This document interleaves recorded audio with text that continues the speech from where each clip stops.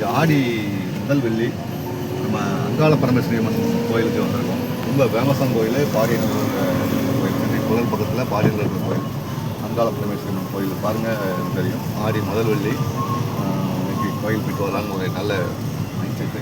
கிளைமேட்டும் நல்லாயிருக்கும், ஒத்துழைக்குது பாருங்கள். Mind set எப்படியோ அது மாதிரி தான் கிளைமேட்டும் ஒத்துழைக்குது. எப்பவுமே இயற்கை மூலம் ஒத்துழைக்கும் போது தான் எந்த ஒரு விஷயமும் சக்ஸஸ் ஆகும்னு சொல்லுவேன். அந்த வகையில் இன்றைக்கி மைண்ட் ரிலாக்ஸாக இருக்குது, இயற்கையும் ஒத்துழைக்குது. கோயிலுக்கு வந்தாச்சு, கோயிலுக்குள்ளே போயிடலாம். கோயிலையும் பாருங்களேன்.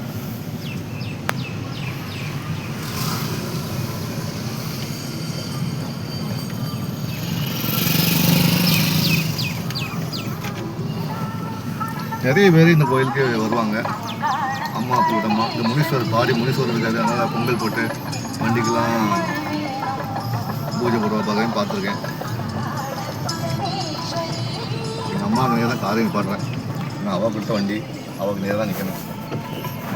கோயிலுக்கு வந்தாச்சு. கோயிலை பற்றி பேசணுன்னா நிறைய பேசலாம்.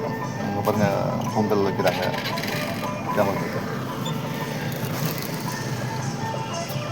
ஆடி முதல் வெளியினோன்னா பொங்கல்லாம் வைக்க ஆரம்பிச்சிட்டாங்க. ரொம்பவே சந்தோஷமாக இருக்குது. அங்காள பரமேஸ்வரி அனைத்து பக்தர்களையும் காக்கக்கூடிய அம்மன். நம்ம தென்காசிக்காரன் சார்பில் இன்றைக்கி வந்திருக்கோம். தென்காசிக்காரனில் தொடர்ந்து ஆன்மீக செய்திகளை போட்டுட்ருக்கோம். இந்த ஆடி மாதத்துக்கு ஸ்பெஷலாகவே நிறைய விஷயங்கள் போட்டுட்ருக்கோம். தேடி போட்டுட்ருக்கோம்.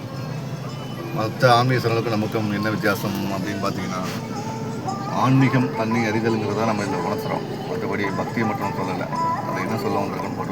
அந்த வீடியோவில் பல வீடியோ லிங்க் கொடுத்துருக்கோம், அதை பாருங்கள். என்னென்னா இந்த ஆடிக்கும் நமக்கும் என்ன சம்மந்தம், குடும்பத்துக்கும் ஆடிக்கும் என்ன சம்மந்தம், அம்மனுக்கும் நமக்கு என்ன சம்மந்தம், உறவுகளால் பின்னி பிணைக்கப்பட்ட இந்த ஆடி மாதத்தில் என்ன நடக்குங்கிறத நம்ம அதில் சொல்லியிருக்கோம். ஸோ நம்ம முன்னோர்கள் வகுத்த இந்த ஆடியில் நம்ம மகத்துவம் இந்த ஆடியில் மக்கள் மகிழ்ச்சியாக இருக்கணுங்கிறது தான் இந்த வீடியோ பதிவு நோக்கமே. வாங்க கோயிலுக்குள்ளேயும் போகலாம். கோயிலுக்குலாம் புகைப்படம் எடுக்க அனுமதி இல்லை, அதனால் வெளியே வச்சுருக்கோம். வெளியில் போனோடனே சூலாயுதம், அம்மனுடைய சூலாயுதம் இதான் நம்மளை காக்கும். அதை வணங்கிட்டு நம்ம கோயிலுக்குள்ளே போகலாம்.